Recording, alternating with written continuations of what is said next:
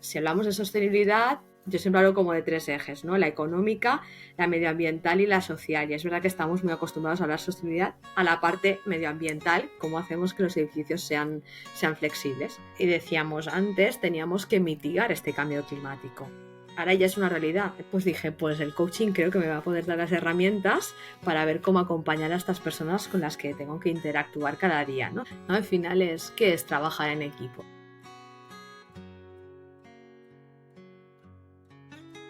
Esther, qué ilusión tenerte aquí después de encontrarnos, yo creo, en junio en un evento. Sí. Encontrarnos físicamente, ¿no? O presencialmente por primera vez, porque en realidad tenemos un montón de mujeres fantásticas que compartimos como red, pero hoy te ha tocado a ti pasar por el podcast. Así que muchas gracias. No, gracias a ti por invitarme. Y sí, es verdad, tenemos muchas mujeres en contacto y en red y presencialmente nos costó encontrarnos. Me hizo mucha ilusión y lo sabes, que vine expresamente a decirte, hola, me presento, soy Esther. Hoy para hablar de energía, sostenibilidad, innovación. Y Esther, cuando hablamos, ¿no? Me contaste que llevas, creo, 12 años en la empresa actual, ¿no? ARC Barcelona, ARC o ARC Barcelona, no sé cómo se Bueno, es pronuncia. Art Barcelona, pero en realidad llevo más, porque Barcelona es la fusión de 2 empresas, ¿vale? Entonces yo empecé en el 2007 en lo que era Armengol Engineers y empecé como trabajadora. Y luego en el 2012 hicimos una fusión de 2 empresas y ahí me propusieron entrar como socia y entonces desde 2012 soy socia también de la empresa y de hecho desde hace un año hemos creado un grupo empresarial que se llama Batega y que está formado por Wow. ARBCN y RF. Sí, sí, o sea que mi trayectoria profesional de 17 años dentro de la empresa es un poco esta, sí, sí. Esther, ¿por qué te dio con la energía, con la sostenibilidad no en residencial, sino pues en grandes instalaciones? Bueno, venía de que me gustaban mucho los edificios en general, ¿no? Y no el residencial, sino precisamente equipamientos, ¿no? Oficinas, hoteles o sector hospitalario. Y me gustaban mucho las instalaciones de los edificios y la construcción, y por eso estuve en una instaladora. Y luego cuando ya entré en la ingeniería, bueno, empecé primero haciendo de ingeniera, hice proyectos de diseño de instalaciones, luego hice consultoría técnica y luego ya entré por el mundo de la energía, que es un poco el ver qué es lo que podemos hacer diferente y aportar un granito de arena diferente, ¿no? Y sobre todo el ver cómo se puede ahorrar, qué es lo que se puede mejorar.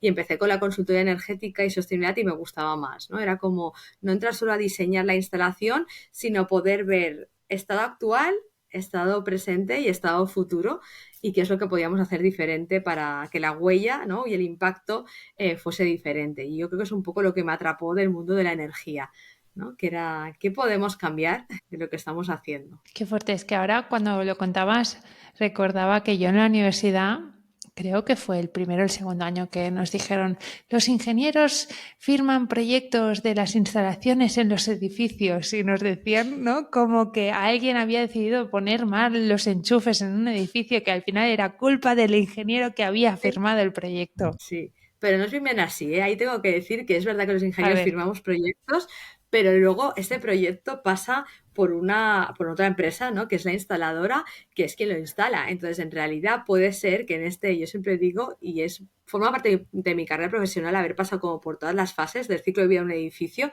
y desde lo que diseñamos hasta lo que realmente se ejecuta en obra o hasta lo que se encuentra la persona que ocupa el edificio, pueden haber pasado muchas manos por medio, ¿eh? O sea que no es todo responsabilidad de los que diseñamos el proyecto, sino que en medio pueden pasar desviaciones que nunca sabes por qué. Bueno, a mí me fascina eso, ¿no? El poder ver todo el ciclo de vida del edificio, de cómo empieza desde que lo diseñas hasta que está en fase de operación y cómo se hace el mantenimiento, porque aprendes muchísimo, pudiéndolo ver desde las diferentes fases. Para mí mi mayor aprendizaje en toda mi carrera ha sido ese. ¿puedes resumirlo, yo qué sé, en 2 líneas? ¿Cómo es el proceso de diseño de una instalación teniendo en cuenta que sea sostenible, que todo el rollo? Bueno, pues al final yo empiezo diciendo, tiene que haber, ¿no? en lo que he aprendido, una muy buena coordinación de todas las personas que van a participar en ese edificio, sea en fase de diseño hasta su fase de operación. Y por eso es lo importante de tenerlos en cuenta en la fase de diseño. Entonces alguien tiene una idea o una necesidad de tener un edificio y entonces ahí se ponen a trabajar conjuntamente, ¿no? Pues en este caso arquitectos e ingenieros para diseñar el edificio desde la parte pasiva y la parte activa, y luego se lo tiene que construir alguien y entra la constructora y la instaladora. Evidentemente hay alguien que tiene el dinero y invierte, ¿no? O invierte o promueve este edificio y luego alguien lo tiene que operar, ¿no? Y llevarlo y llevar el día a día de este edificio. Y en ese edificio hay los usuarios que ocupamos el edificio, ¿no? Imagínate un edificio de oficinas, pero luego hay quien se encarga de que todo funcione correctamente, ¿no? Y para mí es apasionante ver cómo interaccionan todas estas personas y hacen que eso sea posible, ¿no? Y a veces es como magia, porque a veces pasan cosas que dices, esto está funcionando, ¿y cómo ha pasado? Pues no, detrás de esta magia, que parece que hay magia, hay muchas personas que han pensado y se han coordinado para que todo esto sea posible y funcione, ¿no? Y para que sea sostenible, ¿no? O que sea eficiente, o lo incorporamos en la fase de diseño, o luego cuando está en fase de operación y mantenimiento ya es muy difícil cambiar ciertas cosas, ¿no? Y entonces ahí, esa es la parte que a mí me apasionaba más, que es cuando un edificio ya existe, ¿cómo lo podemos hacer que funcione mejor, ¿no? Si en fase de diseño no hemos podido por 1000 factores, ¿no? Porque, claro, no entra solo el factor del diseño, de la parte arquitectónica, de qué equipos poner, sino que también, bueno, cuánto dinero tenemos para hacer esto realidad. Y ese a veces es un factor limitante, como en muchas otras cosas de la vida, Jolín, ¿no? es que el tema de sostenibilidad me parece interesante o hacer la reflexión, ¿no? Que muchas veces nos pensamos sostenibilidad a posteriori, ¿no? Pero nos olvidamos normalmente de cómo sostenible se puede hacer o se puede hacer un Sí. diseño desde el principio, ¿no? Incorporando esa visión. ¿Qué elementos se pueden cambiar en un edificio para que sea sostenible? ¿En un existente o Un en uno edificio que ya nuevo? esté, por ejemplo. En un En un edificio que ya esté. existente. Vale, ahí lo primero, ¿no?, que haríamos sería hacerlo como una auditoría, un estado, que es una foto de estado de situación, dónde está el edificio a día de hoy y qué es lo que podemos cambiar. Y entonces ahí nos miraríamos los elementos pasivos, que son los cerramientos, qué cerramientos tenemos, y algo que es como muy sencillo es, le podemos poner alguna protección solar, ¿vale? Y ahí estaríamos ahorrando ya energía, ¿no? Y si este material que vamos a poner de protección solar, cuál es su procedencia. Tiene un porcentaje de reciclable, ¿no?, del material con el que está construido y fabricado, de dónde proviene. Ahí estaríamos entrando, ¿no?, en la procedencia de estos materiales. Y luego entraríamos en lo que son las instalaciones y los equipos, ¿no? Y entonces ahí veríamos qué equipos tenemos, si estos equipos están al final de su vida útil o aún no, y cómo los estamos manteniendo y los estamos haciendo gestionar de forma eficiente o no eficiente, ¿no? Eso sí, vamos a eso, a elementos pasivos, cerramientos y elementos activos, ¿no? Y luego podríamos entrar en temas de agua, cuál es el uso del agua que estamos haciendo, ¿no? Cómo estamos consumiendo esta agua, estamos aprovechando el agua de la lluvia, por ejemplo, la estamos recogiendo y la estamos aprovechando para llevarla a las cisternas. Eso también es sostenibilidad, ¿no? Es cerrar un ciclo, un círculo. Gestión de residuos, ¿no?, que esa es un poco la que podríamos hacer en casa, ¿no?, pero llevada más al extremo, ¿no? Y si nos vamos, eso sería en edificios, si nos vamos al sector industrial, además es cómo podemos utilizar residuos, que para una industria es un residuo, pero que para quizás otra industria es una materia prima, ¿no? Entonces es ampliando, yo siempre digo que es ampliando el foco, ¿no? Hasta ahora estamos acostumbrados, ¿no?, y nos mirábamos, yo siempre digo, en la barriga individualmente, ¿no? Pero esto ya no va de mirarse uno a uno, esto va de abrir la mirada, ver alrededor y decir, ¿qué tengo? Yo siempre es ¿qué tengo yo que no necesito y que quizás necesita alguien que está a mi alrededor, o qué tiene alguien de mi alrededor que yo necesito?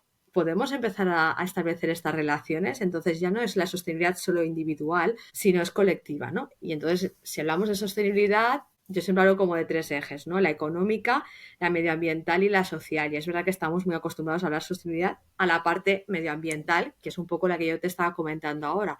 Pero no solo eso, sostenibilidad. Para que sea sostenible tiene que ser económicamente sostenible y socialmente sostenible, ¿no? Y entonces ahí es donde ya empieza a esta mirada más abierta, ¿no?, y más colaborativa de ver eso, cómo podemos hacer sinergias y establecer sinergias con el entorno también. Qué interesante, Esther. Me he acordado lo que has dicho, ¿no? De que a lo mejor lo que no utilizo yo lo puede utilizar, ¿no? O Claro, otra industria. sí, Hay muchos casos, yo únicamente conozco uno, el de las bodegas, que creo que utilizan las, ¿no? Como las pepitas de la sí. uva o la piel de la uva, creo que se utiliza para las farmacéuticas, para hacer cremitas para la cara. Claro, pero por ejemplo ahí también podías aprovechar, ¿no?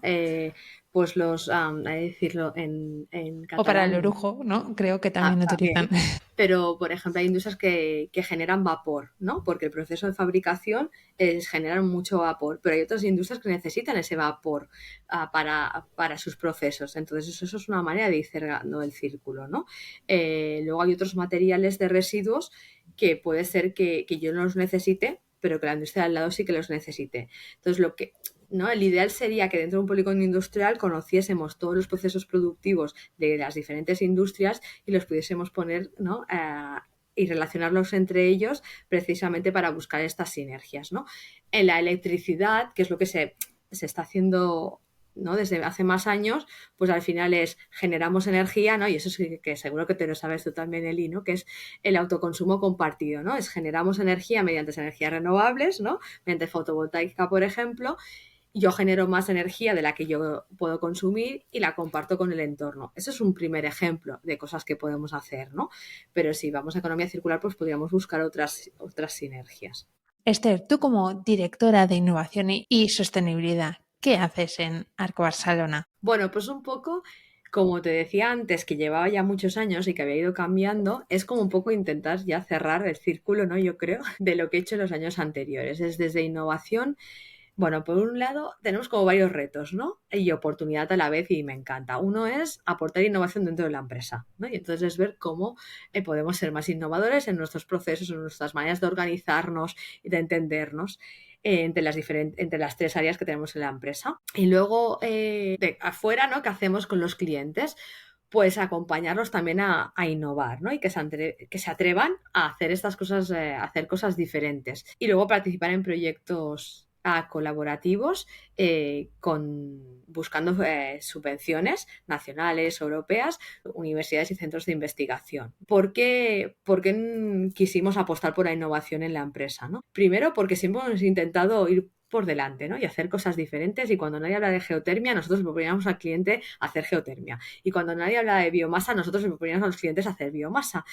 Y entonces, para nosotros eso ya es ser innovadores, porque es ir un paso por delante, ¿no? Y decíamos, tuvimos la oportunidad, la suerte, y nos la buscamos también, ¿no? Porque la suerte ya sabemos que hay que buscársela, no te cae del cielo, de poder participar en proyectos europeos ya en el 2012. Bueno, eso nos abrió los ojos y nos abrió la oportunidad de ver otras cosas y entonces reflexionando internamente decíamos, ostras, se están investigando muchas cosas en las universidades o en los centros de investigación que no llegan a mercado o que no llegan a clientes reales. Entonces dijimos, pues si nosotros tenemos los clientes y los conocemos, ¿por qué no nos involucramos aquí con la idea de que muchas de estas soluciones por lo menos se prueben en clientes nuestros? Y entonces nosotros como ingeniería y consultoría podemos aportar ese conocimiento de ver si eso que también se está investigando puede tener más o menos sentido, ¿no? Y pues, por lo tanto era una manera como de enlazar dos mundos que no es que vayan separados, pero que a veces hablan idiomas diferentes.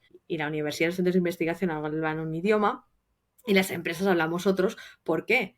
Porque los objetivos son totalmente diferentes, no por nada más. Es que es normal, ¿no? Entonces es bueno, pues nosotros que podemos entender los dos idiomas, vamos a ponernos en medio a ver si conseguimos, ¿no? Y ese es un poco el para qué, ¿no? En la empresa decidimos apostar por la innovación y seguir involucrados. Es un poco nuestro objetivo. Tengo dos preguntas. ¿Qué opinas de estos proyectos europeos? Y después, ¿tienes algún ejemplo de, no sé si hay algún, ¿no? Best case o algún resultado bueno que hayas dicho? Esto se estudió, ¿no? Se investigó en la universidad y se ha llegado a implantar o está en el mercado. Claro, ¿qué opinan los proyectos? Yo pienso que es una muy buena oportunidad precisamente para, por un lado, poder investigar, ¿no? Y participar en cosas que de otra manera las empresas no podríamos hacer, porque al final todo eso requiere dinero, ¿no? Y el modelo de negocio de una empresa no suele ser el de investigar. ¿no? A diferencia de una universidad o un centro de investigación, ¿no? El de una empresa suele ser, ¿no? Tener un cliente, contratar un servicio o un producto, o según el tipo de empresa, y de eso cobrar, ¿no? Entonces, bueno, los proyectos europeos te ayudan, por un lado, a eso, y evidentemente te ayudan a establecer relaciones que de otra manera sería más difícil, ¿no? Con este entorno, con la universidad y el centro de investigación. Y luego tú me decías, best practice, sí, muchos, de todos los proyectos que hemos participado, y yo siempre me llevo, bueno, yo y mi equipo, ¿no? Y la empresa nos llevamos muy buenos recuerdos.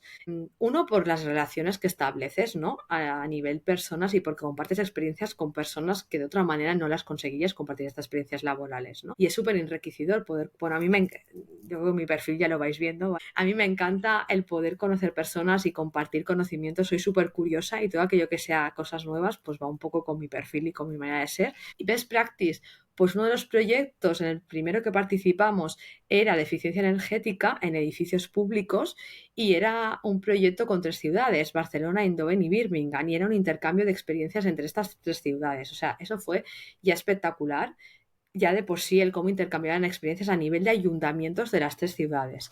Y luego cómo aplicabas esas ideas transversalmente y compartías, evidentemente, cada ciudad tenía su casuística y era diferente, ¿no? Entonces de ahí ya salieron muy buenas best practice. De hecho, era innovación en las soluciones de eficiencia energética a aplicar, pero también era innovación en el proceso de licitación que se hizo. Claro, entonces era innovación en muchos ámbitos, porque yo muchas veces digo, los que somos ingenieros y venimos de las ingenierías, no es innovación en producto. No, no solo, yo lo repito. O sea, de hecho, hace 2 semanas, cuando me encontré con Cristina Corchero, que me decías antes, en un Innovation Day del Clúster de la Energía Eficiente de Cataluña, y moderé la mesa de construcción sostenible en innovación. Y yo empecé diciendo, bueno, hablamos de innovación, pero innovación no es solo en tecnología, sino necesitamos innovar en muchas otras cosas. Y a veces solo es en la manera en que gestionamos, a veces en los modelos de negocio, a veces es innovar, es coger una idea que se ha aplicado en otro sector y llevártela a este sector, y eso es innovación, porque en ese sector es nueva y ya es diferente, ¿no? Entonces, a mí me gusta,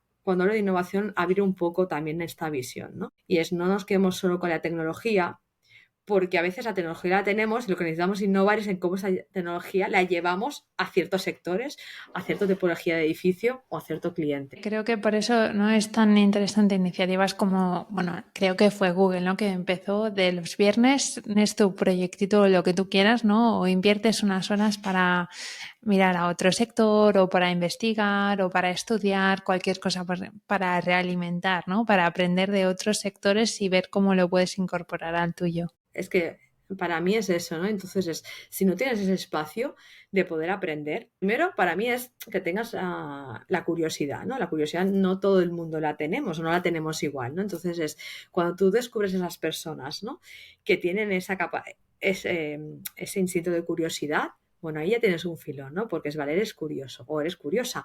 Bueno, pues ahí ya puedes, ya ves el mundo diferente, porque ya te atreves a leer cosas, a buscar por internet, ¿no? A preguntar, ¿no? Hay gente que, bueno, que le gusta mucho preguntar, porque es muy curiosa, y es la manera también de Mírame a mí. aprender.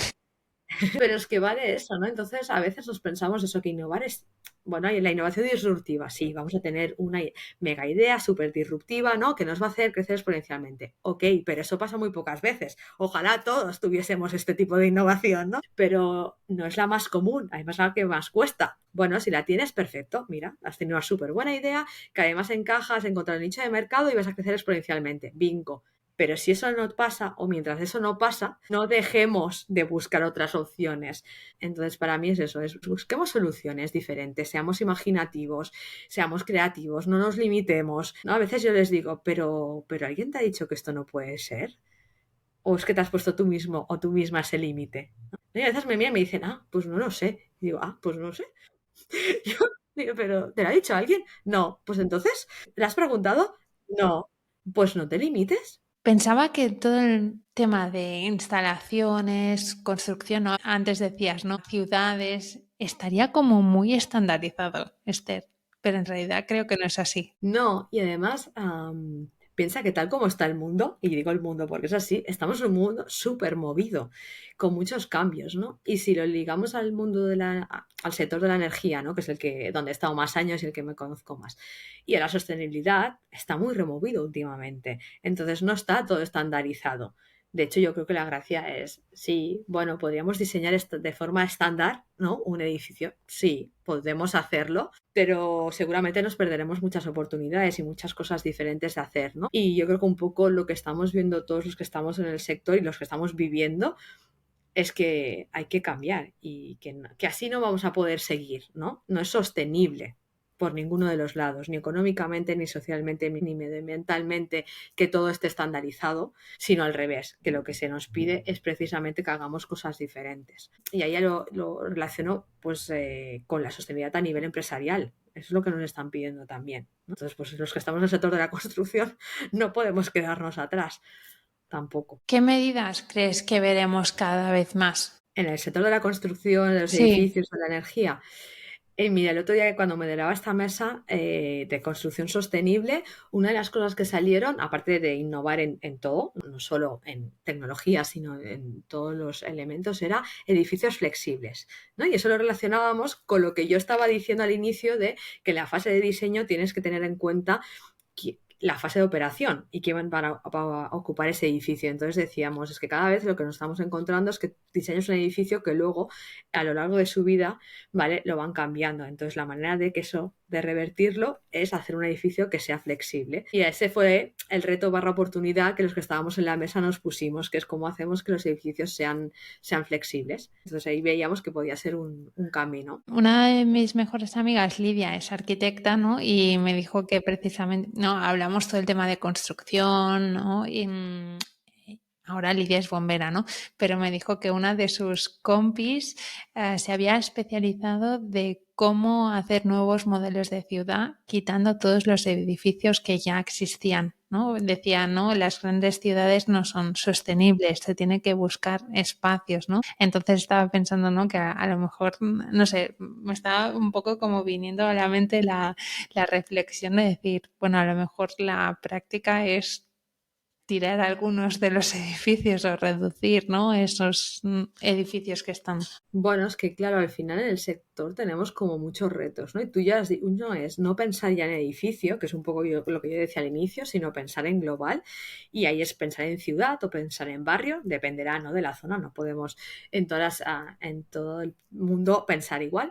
Ya es pensar en grande, ¿no? No es pensar en este edificio solo por sí solo, sino es, vale, este edificio, ¿dónde va a estar ubicado? ¿Por qué va a estar ubicado aquí y no va a estar ubicado en otro sitio? ¿Vale? Y luego el Claro, el reto son los edificios existentes. ¿Qué hacemos con todos estos edificios existentes? ¿Los vamos a poder rehabilitar y convertirlos en que sean de cero emisiones, que es lo que nos está pidiendo Europa? ¿O no va a ser posible? Entonces, claro, en algún momento alguien, ¿no? Va a tener que hacer estos estudios de decir, bueno, pues en este caso este edificio tiene sentido que destinemos este dinero a rehabilitarlo porque realmente va a ser posible, o quizás analizando, ¿no? Todo el ciclo de vida del edificio y toda la huella de carbono del edificio, ¿no? A lo largo de su vida útil, quizás lo que sale más a cuenta es este edificio ya no lo vamos a rehabilitar, lo vamos a tirar porque lo que queremos es poner otra cosa en su lugar. Claro, todo esto va relacionado para mí con el cambio climático, ¿no? Y también salía lo que decíamos antes, teníamos que mitigar este cambio climático. Ahora ya es una realidad, ahora ya no tenemos que mitigarlo, nos tenemos que adaptar a él. Y adaptarnos a él, creemos que va a ser tomar decisiones contundentes y quizás algunas de ellas son estas. También habíamos el debate en otra mesa que participé hace un mes, que era no hay que construir más edificios, porque ya no nos caemos. Lo que tenemos que hacer es rehabilitar los existentes. Bueno, es otro punto de vista, diferente al que te decía tu amiga, ¿no? Pues esas decisiones se van a tener que tomar, ¿no? Y alguien se va a tener que mojar en estas decisiones, porque ya no van a ser solo de promotores que quieran invertir. Esto va del conjunto de la ciudad. ¿Qué esperanza de vida tiene un edificio o una construcción? No tengo ni idea del número. Ahora estaba pensando, pero aquí tenemos en Barcelona, que es donde yo vivo en Badalona, pero bueno, en Barcelona hay edificios de hace muchos años, de los años, no sé, 40 o incluso antes. Entonces, al final, la estructura de un edificio aguanta muchos años. Otra cosa es que el edificio esté adaptado a la normativa actual. Eso es lo que no pasa, ¿no? Claro, o sea, las normativas que tenemos ahora no son las que teníamos hace unos años. Entonces, claro, cuando se construyó un edificio, no se pensaba ni en sostenibilidad, ni en ¿Eso qué eficiencia es? energética, ni en energía. Se pensaba en que fuese funcional. Y está bien. Y ahora, muchas veces, cuando hablamos de eficiencia energética, de energía o de otros conceptos, yo digo, vale, pero no nos olvidemos también del funcional. O sea, claro, podemos diseñar edificios que sean muy bonitos arquitectónicamente, podríamos hacerlo. Podríamos diseñar edificios que fuesen muy sostenibles o muy eficientes, ya, pero a la vez que sean funcionales, ¿no? Entonces, por eso hay muchos parámetros los que se tienen que tener en cuenta cuando tú diseñas un edificio. Es que pensaba, mis abuelos tienen una masía que creo que tiene más de 150 años y ahí está. Y en verano hace fresquito y en Claro, invierno se está bien dentro. claro. Y ahora ríete tú de las nuevas construcciones que... Porque eso es lo que se fue perdiendo, ¿no? O sea, al final yo creo que si fuésemos a buscar las construcciones de hace muchos años, lo que tú dices, esa masía ya era un aislante térmico perfecto, porque seguramente debe tener unos muros muy grandes, ¿no? Que ya hacen de aislante y se está perfecto. Todo eso se fue perdiendo, ¿no? Seguramente o por espacio, o por dinero, o por materiales con los que se construían, y eso lo hemos perdido. Entonces tenemos que volver a recuperar, y este es lo que se está haciendo, ese equilibrio, ¿no? Y poner en la ecuación todas las variables. Pues cuando tú me decías hace un rato que hay que tener en cuenta o que se tiene en cuenta muchas cosas, no solo podemos tener en cuenta el dinero, por ejemplo, cuando diseñamos un edificio, el más económico. Bueno, a lo mejor hace unos años eso nos servía, ahora ya no nos sirve. No nos sirve el más funcional, no nos sirve el más sostenible, no, nos sirve el que cumpla muchos requisitos, ¿no? De la forma más equilibrada. Y muchas veces hay que encontrar el equilibrio entre todos los parámetros que tú tienes en cuenta, no solo uno. Y encontrar el equilibrio supongo que es un reto Es un reto. enorme, pero después, Esther, supongo que también os encontráis con muchísimas barreras, nos estaba pensando, burocracia, normativa. Qué es lo que os encontráis, ¿no? Cuando tú dices, vale, voy a analizar, ¿no? Este edificio, esta instalación, quiero hacer una propuesta y on top hay todo ese papeleo. Bueno, al final es, a nivel normativo hay Europa, ¿no? Que nos marca unas directrices, ¿no? Y las directrices de Europa son que todos los Estados miembros intentamos cumplir unos mínimos, ¿no? De sostenibilidad, de eficiencia. Luego cada país ya hace la transposición, que es como se llama, que es lo traduce como, como puede o como lo puede adaptar, ¿no? Y entonces ahí pues los ingenieros que diseñan, o los arquitectos que hacemos edificios tenemos que cumplir la normativa que tenemos en el país donde estamos diseñando ese edificio.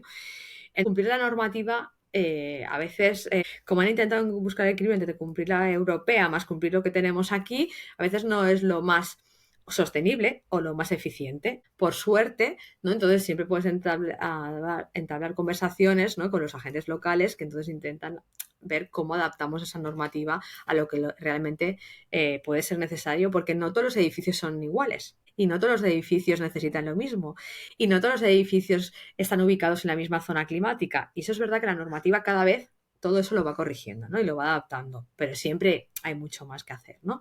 Y bueno, ahí es donde entra pues el buen hacer, ¿no? De todas las personas que participamos en el diseño, de ponernos de acuerdo en hacer lo que tenga sentido. Entonces, burocráticamente sí hay que entregar muchos papeles para demostrar que estás cumpliendo con normativa, eso en fase ya de diseño, ¿no? Pero es que luego en fase de construcción e instalación, pues tienes que pedir unos permisos para construir, ¿no? Y hay más papeles.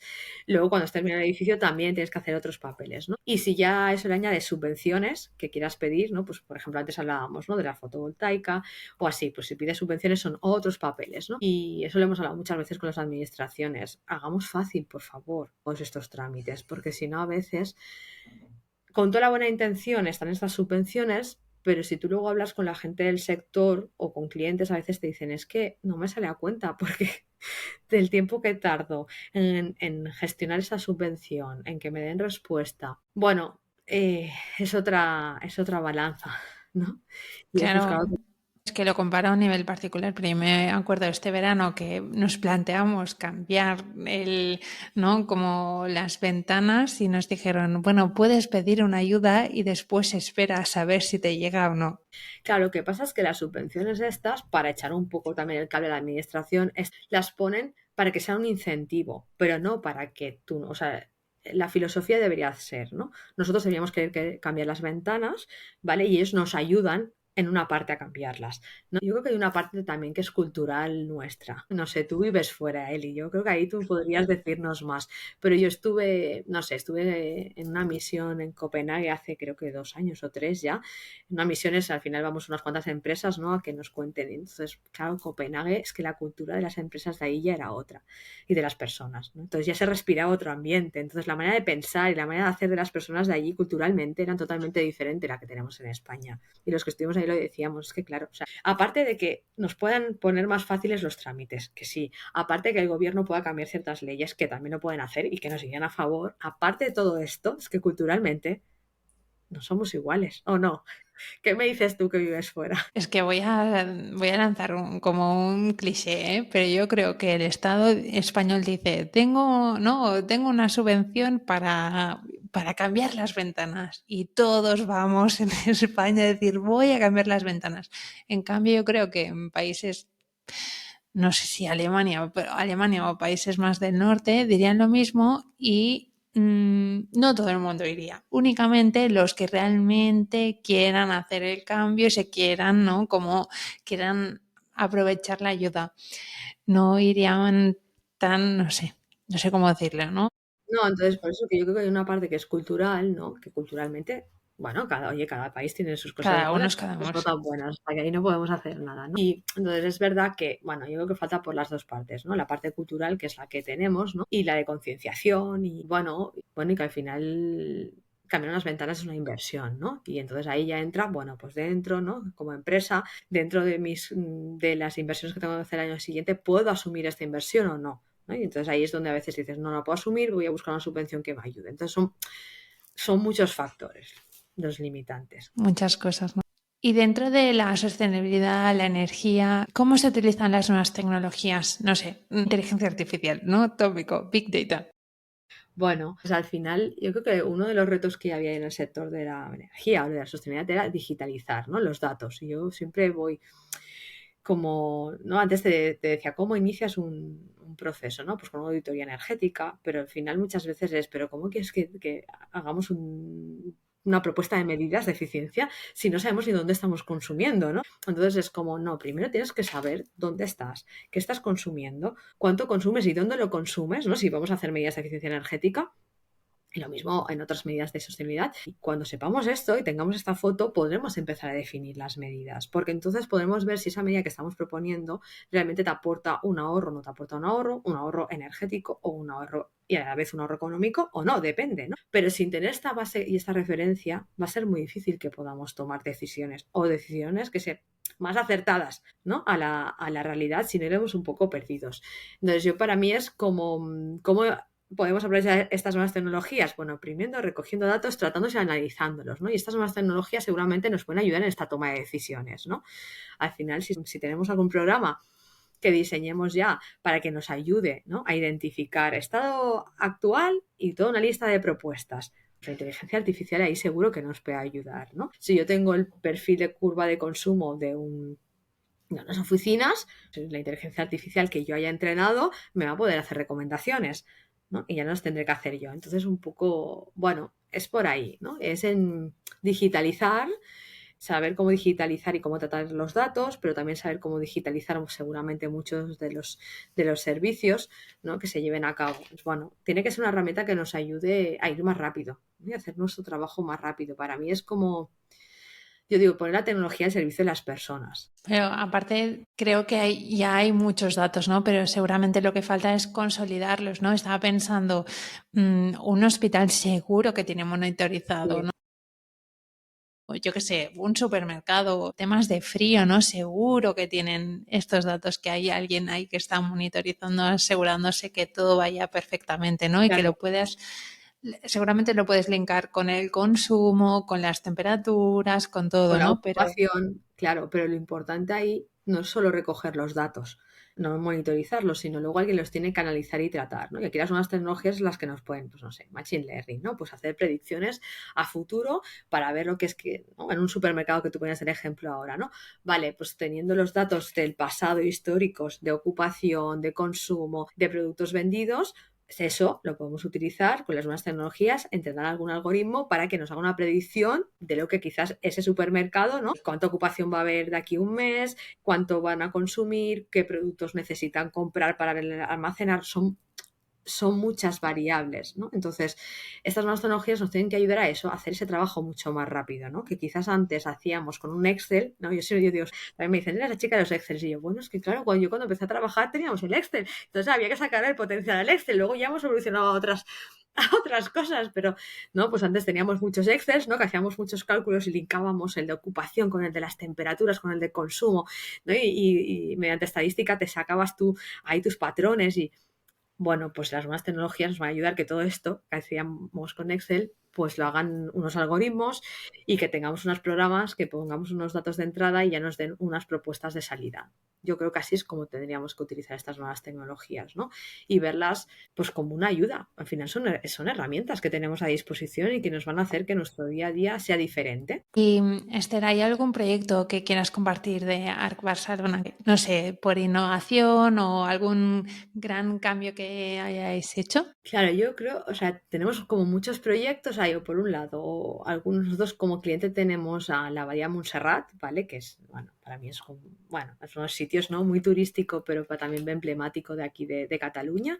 Entonces ahí, por ejemplo, les hicimos a la red de distrito de calor y frío, ¿vale? La red de calores con biomasa, y eso lo propusimos ya creo que en el año 2012 y la construimos en 2014, ¿no? Entonces en ese momento Montserrat tenía calderas distribuidas por los edificios y al final pusimos una red de distrito con producción centralizada, ¿no? Entonces, eso ya era innovador en ese momento, no la tecnología, sino el hacer la red de distrito en Montserrat, ¿vale? Porque era un proyecto diferente. Entonces, por ejemplo, con Montserrat está participando también en un proyecto europeo que se llama HiStore, que nosotros coordinamos y ahí vamos a testear son tecnologías de almacenamiento térmico y en Montserrat vamos a probar dos de estas tecnologías, ¿no? Entonces, para mí ese proyecto es como cerrar un poco el círculo que te decía al inicio de por qué, ¿no? Nos motivaba a hacer innovación y participar en estos proyectos, que es poder tener un cliente nuestro en un proyecto europeo y que las tecnologías que se están probando y que no sabemos si luego esas tecnologías van a llegar al mercado o no, pero por lo menos los vamos a poder probar en un cliente nuestro y claro, es de confianza, ¿no? El cliente. Y entonces, bueno, para mí es como cerrar este círculo, ¿no? Es poder Qué hacer guay. realidad uno de los objetivos que teníamos, que es tener un cliente nuestro en un proyecto, testeando las tecnologías que están desarrollando entre centros de investigación, universidades y otras empresas, y luego veremos, quizá esta tecnología no llega a mercado, no lo sabemos, ¿no? Pero la habremos probado en casos reales. ¿Qué quiere decir que en la Bahía de Montserrat haya biomasa, una red, ¿no? de biomasa? ¿Qué quiere decir eso? ¿Qué es la biomasa? ¿Qué es la biomasa? Bueno, aquí lo que estamos haciendo es, seguramente has escuchado, el ideal hubiese sido, ¿no? Que hubiésemos podido aprovechar la astilla que sobrase de la desforestación de la montaña de Montserrat para quemarla, ¿vale? En las propias calderas, ¿vale? Y con eso generábamos el calor. Es verdad que cuando estuvimos mirando no servía porque, claro, la madera tiene que tener cierta calidad, ¿vale? Y lo que se generaba en las montañas de Montserrat no lo podíamos utilizar. Y eso, pero lo estuvimos estudiando, era una de las opciones. Entonces, al final, coger madera, dicho muy mal dicho, ¿vale? Y quemarla, ¿no? Para generar calor. Y es una manera también de cerrar, ¿no? Al final, tú los bosques, por temas de incendios, ya tienes que desforestarlos para protección de los incendios, ¿no? Entonces, es aprovechar eso que tú ya estás retirando y llevándote a una caldera para que sea el combustible. Y es otra manera de ir cerrando círculos. Antes has dicho biomasa y después geotérmica, supongo, ¿no?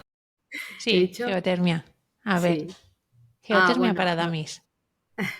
geotermia es aprovechar el calor del suelo, del terreno, ¿vale? Entonces tú haces una perforación en el terreno y lo que estás haciendo es un intercambio de calor, ¿no? Al final y la temperatura del terreno es muy constante, ¿no? La que es más superficial sí que cambia porque está en contacto con la atmósfera, pero cuando tú ya estás unos 100 metros para abajo, la temperatura es constante. Entonces si tú ahí pasas, ¿no? Pues como si pasásemos un agua y ahí vas haciendo intercambio de calor con ese agua, ¿no? Y entonces eso te sirve para enfriar o para calentar tu edificio, tu instalación, para el frío y el calor de climatización.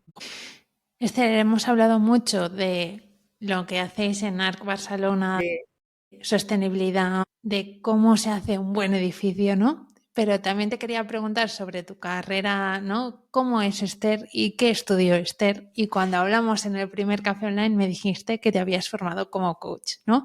Y de lo mucho que te había aportado. Entonces, ¿por qué decidiste apostar y hacer, ¿no?, una formación como coach? Porque para mí era complementar las que tenía, ¿no? Entonces, al final, como persona inquieta y curiosa, ya has dicho, soy ingeniera industrial, sí, y eso me aportó todos los conocimientos técnicos, ¿no? Estudié un PDD en el IES y me aportó todos los conocimientos de negocio y empresariales, pero es que en el día a día, ¿no? Al final, tú con quien trabajas es con personas, ¿no?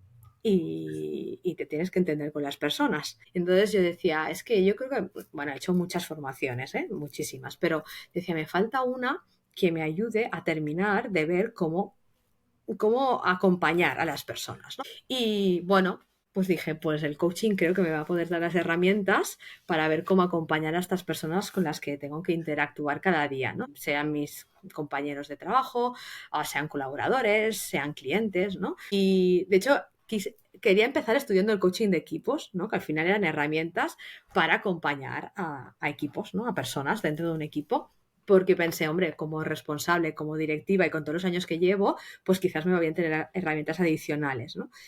Y cuando me fui a apuntar me dijeron, está bien, pero antes deberías hacer el curso de coaching profesional porque te da las bases, ¿no?, de entender un poco qué es el coaching, que al final el coaching es acompañar a personas en un proceso de cambio y de transformación, y con esa base, cuando hagas el de equipos, pues tendrás, ¿no? Ya sabrás el cómo. Y dije, vale, pues dije, bueno, pues oye, mira, ya que lo hago. Adelante.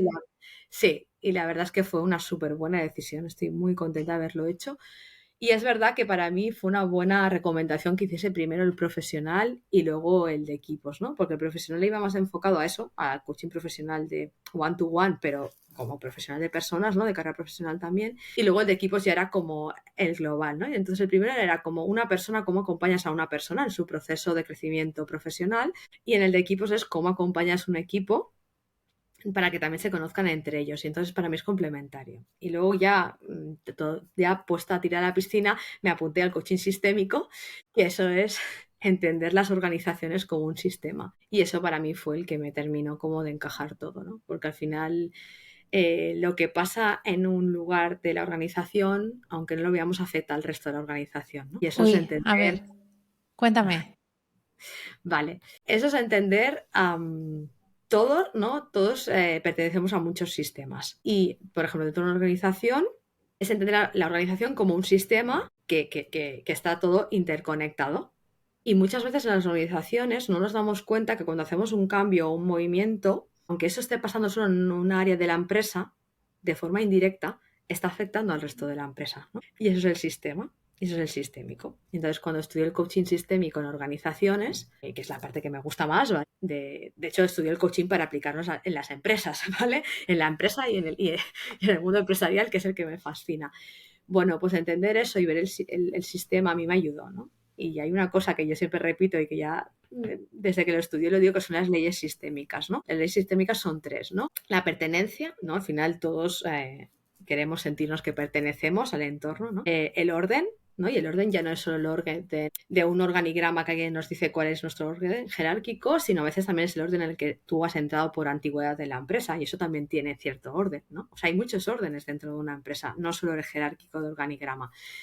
Y luego el equilibrio, ¿no? Entre el dar y recibir. Entonces, si tú pones esas tres leyes en cualquier decisión que tengas que tomar en una organización, bueno, pues te da otra, a mí por lo menos, ¿vale? Ese fue mi mayor aprendizaje, ¿eh? Que te daba otra visión, ¿no?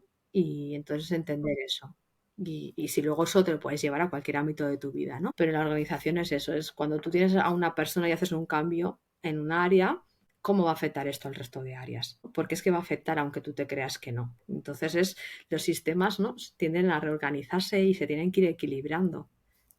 Entonces poner esa visión es mirarlo desde otro punto de vista. No sé si a muchos líderes les interesa tener esa visión de sistema completo. ¿Qué No lo opinas sé. como directiva? Yo creo que es necesario. Si les interesa o no, no lo sé, pero si no lo haces, creo que te estás perdiendo una parte de la visión y puedes tomar, o sea, no tener esa visión está haciendo comitas información que tienes, ¿no? Al final, si tú tomas una decisión viendo solo una área y no tienes en cuenta las otras áreas o cómo eso va a afectar, luego el sistema se va a resentir seguro, ¿no? No sé, mira, si lo llevamos a la naturaleza, es que es tan sencillo como eso, ¿no? O sea, la naturaleza se equilibra, ¿no? Pues esto es lo mismo, ¿no? Entonces, si tú pones esa visión, vas a tener más información y te vas a poder adelantar a muchas cosas que quizás pasan. De la otra manera, pero es mi opinión y mi experiencia y mi punto de vista. Si tú no pones esa información sobre la mesa, para mí estás omitiéndola, ¿no? Entonces, bueno, oye, que cada líder o que cada directivo elija cómo quiere liderar o dirigir. Yo en mi caso de hecho, estudiar el coaching al final a mí lo que me ayudó es a que muchas de mis visiones que yo ya tenía, como Esther, tú antes me decías cómo es Esther, pues estudiar el coaching fue ver como que muchas de las visiones que yo llevaba haciendo o aplicando que tenía, ya no eran solo visiones mías, sino que había unas teorías detrás que las apoyaban, ¿no? Y que las validaban. Entonces, para mí fue como reafirmar algunos de los conceptos que yo estaba poniendo, ¿no? Y va con lo que te decía al inicio de ver el todo, ¿eh? Podemos seguir viendo solo parcelitas, ¿vale? O podemos decidir ver un global y analizar cómo un movimiento en un sitio va a afectar en otro y tomar, creo, que decisiones más coherentes y más alineadas. ¿Cómo el coaching te ha cambiado a ti como directiva o como líder? Bueno, primero me cambió como persona. Empezamos por lo básico.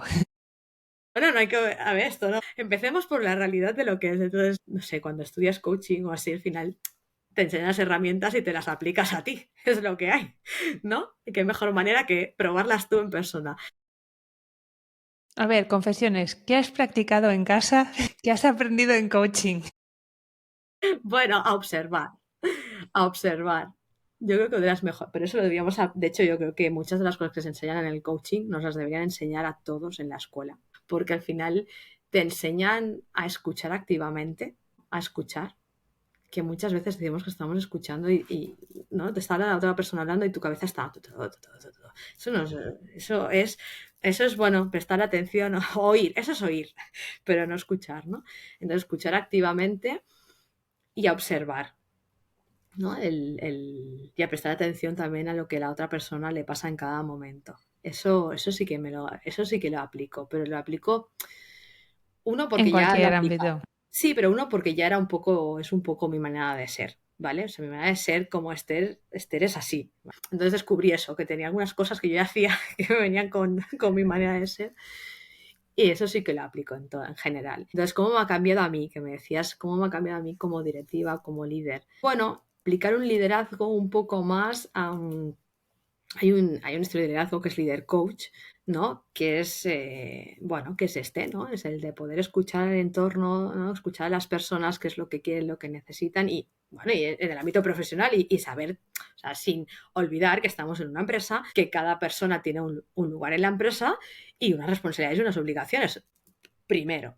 Pero a partir de aquí, tú puedes escuchar también las personas qué es lo que aportan, ¿no? Entonces, bueno, hay diferentes estilos de liderazgo y también soy de las que piensa que cada momento puede ser que cambies tu estilo de liderazgo. No tienes por qué escoger uno y decir siempre aplico el mismo. No, pero para mí lo bonito es conocer los diferentes estilos de liderazgo, conocerte a ti como persona primero, porque si no te conoces va a ser muy difícil que puedas escoger cómo liderar y cuando te conoces y conoces a tu equipo, saber en qué momento hay que aplicar cada uno de los estilos de liderazgo. Y eso es, por lo menos es lo que a mí me ayudó en los 3 cursos que hice de coaching, que era tener las herramientas, uno, para conocerme a mí y conocerme a mí como líder y conocer cuál es el estilo de liderazgo que me va mejor por cómo soy yo como persona, que es lo primero que soy, y luego ver las herramientas para poder moldearme en cada momento. Entonces a mí eso me ayudó mucho. Te preguntaba, y con lo que has dicho, ¿no? De la gente no sabe escuchar. Comparto aquí como experiencia personal de hace una semana. Hace una semana mi abuelo se murió. Y, y estaba, bueno, en el tanatorio, ¿no? Y eso que te viene la familia, los amigos y te dan el pésame. Y me di cuenta que en situaciones de estrés, no, en situaciones difíciles, la gente no escucha. La gente te suelta ahí su rollo, a lo mejor con la mejor intención, ¿no? Y sé que lo hacían. Pero pensaba, yo en ese momento lo que necesitaba es que alguien me escuchara, no que me contaras tú lo que te ha ocurrido. Y pensé, esto pasa en las empresas igual. Tú estás en un proyecto, estás en una situación de estrés, que tienes entrega máxima y pones a la gente junta y la gente deja ir su chapa, pero no se escuchan unas a las otras. Sí. Bueno, primero lo siento lo de tu Ah, abuelo, gracias. pero es un buen ejemplo, ¿no? A veces no sabemos identificar qué es lo que necesita la otra persona, ¿no? Al final ¿qué es trabajar en equipo? No sé, seguramente primero conocernos todos los que estamos en el equipo, tener claro que todos queremos colaborar y cooperar. La base de esto es la confianza, o sea, tiene que haber confianza plena entre las personas del equipo, ¿no? Pero también tiene que haber comunicación. ¿Y qué es la comunicación? La comunicación no es solo hablar, porque a veces pensamos que comunicarnos es hablar. No, comunicarnos también es escuchar y saber lo que necesita cada persona en cada momento, ¿no? Y si ponemos el sistémico, cuando tú pones el sistémico a la persona pertenece a muchos sistemas, ¿no? Y a veces, pues por ejemplo, tú, ¿no? Cuando se murió tu abuelo en el trabajo, pues seguramente eso, aunque tú no quieras, tú lo llevas dentro, es que es normal, es que es tu vida, eres una persona y eso te lo llevas al trabajo, ¿no? Y esa es la mochila que a veces digo yo, y dentro de nuestra mochila nos llevamos muchas cosas. Otra cosa es que cuando estamos en el trabajo, como personas profesionales que somos, nos pongamos, intentemos ponernos en modo profesional, ¿no? Y llevamos nuestro trabajo lo mejor posible. Pero es que hay días que la mochila personal Pesa está mucho. tocada y pesa mucho. Y somos personas y es normal. Bueno, pues quizás ese día Eli en el trabajo, ¿no? O al día siguiente necesitaba, bueno, pues que alguien que le diga cómo estás, necesitas algo, ¿no? Y a lo mejor solo con eso tú ya es diferente. Y pues ese estilo de liderazgo es un poco el saber escuchar a las personas, ¿no? Y bueno, es verdad que el día a día a veces vas tan estresado que no te deja hacer eso, ¿no? Y que ojalá todos tuviésemos tiempo para hacerlo. Pero bueno, si te lo intentas como poner como rutina, ¿no? De decir, voy a intentar cada día, por lo menos cuando llegue al trabajo, pues al final se convierte en un hábito. Y si lo consigues convertir en un hábito, pues al final ya forma parte de ti. Y escuchas dentro de ARC Barcelona Master, pero también como parte de muchas iniciativas Sí, STEM, que creo que es donde salieron nuestros primeros puntos sí, de total, conexión. total. Si me acuerdo bien, en el M2M de la UPC, ¿no? También colabora, supongo, con STEM Woman Congress, ¿no? Con todas estas super iniciativas. Cuéntame. De hecho, empecé antes, lo que pasa que eso es verdad que no está ni puesto. Cuando yo estudié en la carrera, vale, yo soy ingeniera industrial, estudié en Tarrasa y tuve profesora Nuria Salán. ¡Buah! Ya, exacto, ¿vale? ¡Buah! Entonces, a Nuria Salán de profesora ya te marca. O sea, a mí me marcó, ¿vale? Claro, yo conozco a Nuria porque fue mi profe. Que a ella le digas que Nuria es que fuiste mi profe. O sea, para mí, ¿sabes? Esto es así. Entonces, cuando yo estaba en la carrera, ya en la carrera había una asignatura de libre elección, ¿vale? Que podías ir a los institutos a explicar tu experiencia porque habías escogido estudiar ingeniería industrial. Y yo me apunté, porque dije, yo tengo que dejar mi granito de arena. Y eso lo hice ya cuando estuve en la carrera, o sea, eso hace años mil, ¿vale? Y eso se me quedó en la mente, pensé, esto en algún momento de mi vida lo tengo que recuperar. Entonces, con Nuria, un día, Salán le escribió y le dije, Nuria, tal, y me dijo, Estela, ¿y esta iniciativa del M2M? Y yo dije, vale, cuando sea el momento me apuntaré. Entonces, bueno, ahí sí que me apunté, ya creo que antes de la pandemia, o sea, el 2019 o así, creo que empecé, o de 2020. Y bueno, ahí estoy haciendo de mentora y eso es muy chulo, porque al final es poder acompañar, ¿no? A otras personas, en este caso chicas, que aquí hemos ampliado ya el abanico, porque antes eran solo chicas que estuviesen terminando la carrera o llevasen un año y ahora ya hemos ampliado y son chicas quizás que también están haciendo doctorados, que es como la que yo tengo el año pasado y y al final es acompañarlas en la experiencia y ganamos las dos. Es que, o sea, siempre les decimos, no sabéis lo que aprendemos también de vosotras, porque al final, para mí lo bonito es también cruzar generaciones, ¿no? De edad y eso es súper enriquecedor. Bueno, de hecho, a mí me ha ayudado un montón encontrarme con chicas de otras generaciones, con otras visiones totalmente diferentes a las mías, ¿no? Y también me han hecho abrir los ojos en muchas cosas, ¿no? Que mi generación veíamos de una manera y que dábamos por normal y que no es lo habitual. Entonces, ver a otras generaciones que lo veis diferente, bueno, para mí es súper enriquecedor. Entonces, hacer de mentora es muy bonito, ¿no? Porque, bueno, ¡Qué bien! ganamos las dos personas que lo hacemos y lo decimos todas, ¿eh? Y ahí sí que conoces a mucha gente de mi entorno que está también que son nuestro link, que están en el M2M y que todas decimos que ganamos siempre. Y luego lo que decíamos el otro día que hicimos un encuentro es también compartir las experiencias entre nosotras también ganamos. Porque, claro, porque al final todos son experiencias que cada una de nosotras ha vivido. Entonces, tener una red de...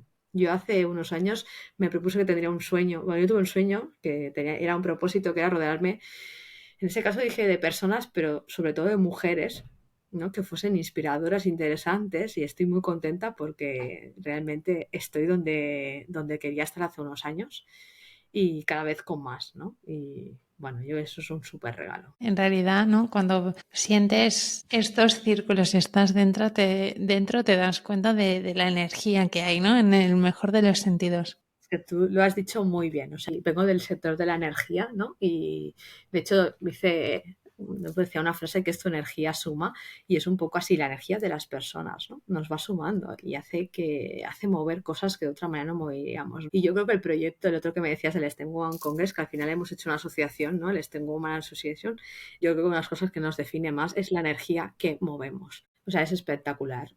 Yo la siento, pero yo creo que el mejor regalo para todas las que estamos involucradas desde hace tiempo es que la gente también la siente, ¿no? Entonces yo creo que los regalos más bonitos que nos han hecho es que cuando hacemos un STEM One Congress, que la gente que está allí diga, es que notamos la energía que transmitís las que estáis ahí y la que lo estáis haciendo. Entonces para nosotros es un súper regalo y es muy bonito que nos digan eso. Porque, bueno, no creo que siempre, ¿no? En todos sitios se genere eso. Y tú das fe de ello también. Bueno, yo que no he estado en el STEM Women Ya, Congress aún. bueno, pues nada, yo aquí me Eva, adelanto. dame. Exacto, voy a decir, Eva Díaz, por favor, invita a Eli al siguiente STEM One Congress porque tienes que, bueno, porque tienes que estar, ¿sabes? De hecho, cuando decía de la red de mujeres, ¿no? Que estoy contenta, evidentemente sabes que estás en ella y te lo dije en persona cuando nos vimos y te admiro un montón por lo que estás haciendo, ¿no? O sea, al final, esto que estás haciendo ahora, en tu tiempo libre, ¿vale? Es de mucho valor y lo sabes y te lo Ay, reconocemos gracias. muchas. No, gracias a ti, es que al final este tiempo es tuyo y podías escoger, ¿no? Destinarlo a millones de cosas y lo estás destinando a dar voz, ¿no? Y visibilidad a muchas mujeres que, bueno, que estamos aquí también haciendo lo que podemos y bueno, yo creo que es muy bonito, ¿no? El tener espacios de este estilo y además muy necesario. Bueno, gracias. Y tengo que invitar a Eva Díaz, que de hecho hace unas semanas entrevisté a otra Eva Díaz y pensé, no puede ser que la primera Eva Díaz que pase por el podcast no sea nuestra Eva de este Woman Congress. Así No, no que, puede ser. Eva, invítame y yo te invito al podcast. Así que Exacto. Yo se lo hago aquí llegar. queda grabado, ¿eh? Queda grabado. Se lo tenemos Queda que hacer grabado. llegar las dos. Y moviendo montañas, Esther, últimas dos preguntas.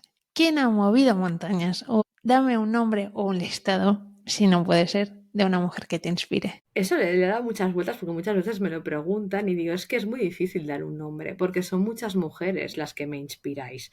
Y es un poco lo que te decía hace un rato, ¿no? Porque pienso que cada una de nosotras tenemos muchas cosas en las que compartir, ¿no? Entonces, si me tiro como muy atrás, Heidi Lamar, que no sé si la conoces, me Sí, sí. encanta. O sea, para mí es súper inspiradora, ¿vale? Por lo que era, porque era actriz, pero además era investigadora, ¿no? Entonces, Es para que mí es de eso es como película total. total. Entonces, para mí, esa es inspiradora total. O sea, si podían haber dos cosas más antagónicas en el mundo, creo que eran esas, y para mí es una súper inspiración. Luego ya te he dicho, mi profe, o sea, mi profesora Nuria Sarán, evidentemente, no podía faltar. Luego añado mi madre, mis abuelas, ¿no? A su manera y con sus estilos de vida han sido y siguen siendo súper inspiradoras. Y bueno, luego tú, que ya te lo he dicho, es que lo pienso, ya, pero lo pienso de verdad, no es un, ¿sabes? Lo he dicho en otros entornos y tú no estabas delante, así que, bueno, evidentemente todas mis amigas y compañeras del STEM Common Association son inspiración, o sea, Eva, Chris, su socia total, ¿vale? De hecho, a Eva y a Chris las conozco hace muchos años, de antes de tener esta idea. Y hemos compartido muchas cosas. A Mar Porras, evidentemente. Ahí, ¿qué vamos a decir las dos de Mar, no?